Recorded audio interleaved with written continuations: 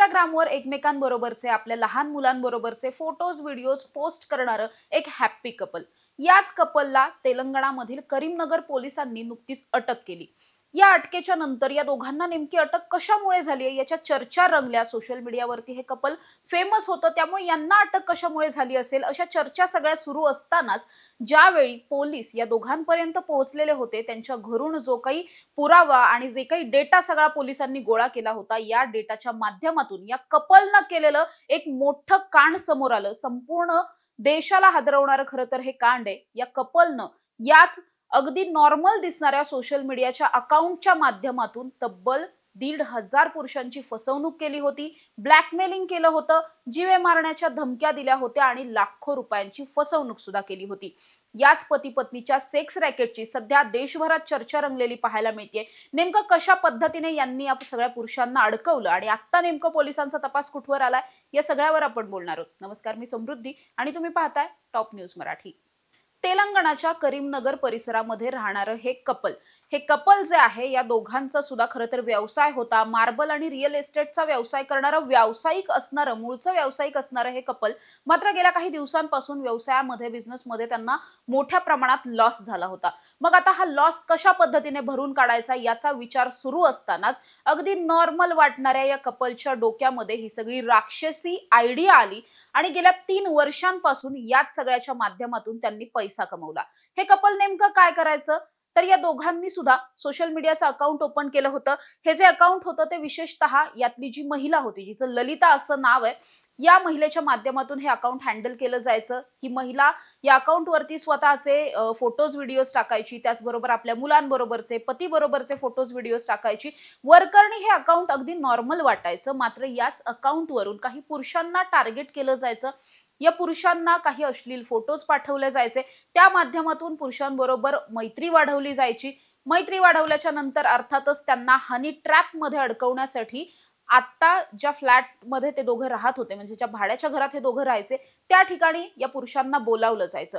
तिथे आल्याच्या नंतर हीच महिला या पुरुषांबरोबर शारीरिक संबंध प्रस्थापित करायची आणि हे सगळं करत असताना तिच्या नवऱ्याने आधीच त्या ठिकाणी जाऊन सगळेच कॅमेरे वगैरे त्या ठिकाणी सेट केलेले असायचे. त्यामुळे या सगळ्या गुप्त कॅमेऱ्यांच्या माध्यमातून व्हिडिओ रेकॉर्डिंग केलं जायचं. ज्यावेळी हे पुरुष शारीरिक संबंध ठेवून या घराच्या बाहेर पडायचे, त्यानंतर मात्र त्यांना कॉल मेसेजेस करून त्यांचे जे काही फोटोज व्हिडिओज आहेत हे सगळं व्हायरल करण्याची धमकी दिली जायची. त्यांच्या कुटुंबियांना हे सगळं दाखवलं जाईल, त्यांची बदनामी केली जाईल, सोशल मीडियावरती व्हायरल केलं जाईल असं म्हणत त्यांना चक्क जीवे मारण्याची सुद्धा धमकी द्यायची आणि याच धमकीच्या नंतर पैसे उकळायचे. लाखो रुपये अशाच पद्धतीने या दोघांनी मिळून उकळलेले होते.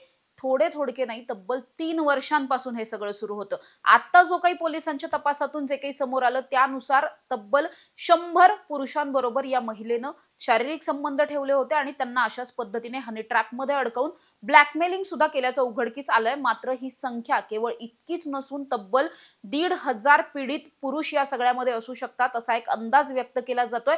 त्या अनुषंगानं पोलिसांनी तपासही सुरू केलाय.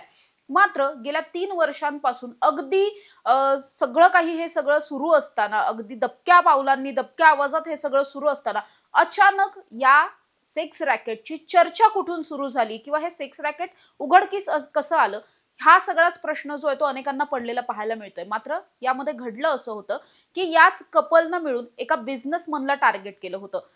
तसा उच्चभ्रू असणारा हा बिझनेसमन होता, पैसे पाणी सगळं चांगलं होतं, त्यामुळेच त्याला टार्गेट केलं गेलं, त्याला शिकार बनवलं गेलं. त्याच्याकडून सगळ्यात पहिल्यांदा 13 लाख रुपये उकळले गेले. हे 13 लाख उकळल्याच्या नंतर सुद्धा या कपलनं मिळून त्यांना आणखी 5 लाख रुपयांची मागणी केली आणि त्यानंतर मात्र हा जो बिझनेसमन होता, पीडित पुरुष होता, तो कंटाळलेला होता या सगळ्या वारंवार पैशांच्या मागणीला, बदनामी करू अशा पद्धतीच्या धमक्यांना, जीवे मारण्याच्या धमक्यांना तो कंटाळला होता आणि त्यानंतर त्यानं पोलिसात जायचं ठरवलं. त्याने जवळच्या पोलीस स्टेशनमध्ये तक्रार दिली. त्यानंतर पोलिसांनी तक्रार दाखल केल्याच्या नंतर सगळा तपास सुरू केला आणि या तपासामधून हे भलं मोठं सेक्स रॅकेट जे गेल्या 3 वर्षांपासून सुरू होतं, अनेक शेकडो पुरुषांची फसवणूक झालेली होती, करोडो रुपये या सगळ्यामधून उकळलेले होते. हे सगळं सेक्स रॅकेट उघडकीस आलं.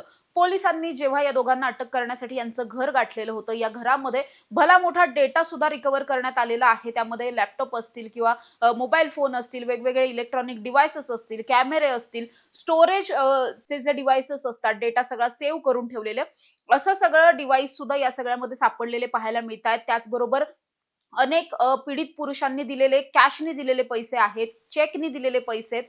त्यामुळे या दोघांच्या विरोधात कडक सगळे पुरावे जे आहेत ते पोलिसांना सापडलेत आणि त्यामुळेच आता या दोघांना सुद्धा पोलिसांनी अटक केलेली पाहायला मिळते. मात्र वरकरणी अगदी नॉर्मल वाटणाऱ्या या कपलच्या माध्यमातून सोशल मीडियाचा वापर करून आता जर आपण बघितलं तर या महिलेचे जवळपास 40-45 हजारांपर्यंत फॉलोअर्स आहेत आणि सोशल मीडियाचं पेज वरकरणी बघता कुठेही काहीही अश्लील दिसून येत नाही, कुठे काही गौड बंगाल या सगळ्याच्या मागे असेल असं वाटतही नाही. मात्र याच दोघांकडून असं सगळं सुरू असल्यामुळे आता तेलंगणा पोलीस सुद्धा हादरलेले आहेत. ज्या पीडित पुरुषांची या सगळ्यामध्ये फसवणूक झालेली असेल त्यांनी समोर यायचं आवाहन सुद्धा पोलिसांनी केलेलं आहे. धीरानं तुम्ही सगळे समोर या, आम्ही तुमची आयडेंटिटी रिव्हील करणार नाही, मात्र तुम्हाला या सगळ्यामध्ये न्याय मिळवून देण्यासाठी आणि जे या प्रकरणामधले आरोपी आहेत या आरोपींना जास्तीत जास्त शिक्षेपर्यंत पोहोचवण्यासाठी आम्ही प्रयत्न करू, असं आवाहन सुद्धा करीमनगरचे पोलीस असतील किंवा तेलंगणा पोलिसांनी केलेलं पाहायला मिळतंय. त्यामुळे या प्रकरणामध्ये आता ही पीडितांची संख्या जी आहे ती आणखी जास्त वाढण्याची शक्यता वर्तवली जाते. मात्र हे एक प्रकरण उघडकीस आल्याच्या नंतर गेल्या अनेक दिवसांपासून सोशल मीडियाचा वापर करून अशा पद्धतीने फसवणूक करणं, हनी ट्रॅपमध्ये अडकवणं, ब्लॅकमेलिंग करणं, हे सगळे प्रकार सर्रास सुरू असलेले पाहायला मिळतात आणि या सगळ्यावरती आळा घालण्यासाठी सोशल मीडिया वापरणाऱ्या प्रत्येकानं आपली सदसद विवेक बुद्धी जागृत ठेवून सोशल मीडियाचा वापर केला पाहिजे. आपली कुणी फसवणूक करत नाहीये ना, आपल्याला कुणी गैरकृत्यांमध्ये अडकवून घेत नाहीये ना, या सगळ्याचा विचार करून जर सोशल मीडिया वापरलं तर नक्कीच अशा पद्धतीच्या फसवणुकीपासून तुम्ही सुद्धा वाचले जाऊ शकता. त्यामुळे सोशल मीडिया वापरताना या सगळ्याची बारकाईनं खबरदारी घेणं हे अत्यंत गरजेचं बनलंय. अशा ताज्या आणि महत्त्वाच्या बातम्यांसाठी तुम्ही पाहत राहा टॉप न्यूज मराठी. आपला महाराष्ट्र, आपली बातमी. तुमची car, electric panel, data server आगीपासून सुरक्षित आहे का? नाही? मग आजच बसवा F protect temperature activated fire suppression device. यामध्ये आहे eco friendly non toxic pressurised liquid जे आग लागल्यास क्षणार्धात ऍक्टिव्हेट होऊन आगीवरती मिळवते नियंत्रण. बसवण्यास अतिशय सोपे आणि सुटसुटीत टेकालिपचे एक दर्जेदार उत्पादन एफ प्रोटेक्ट.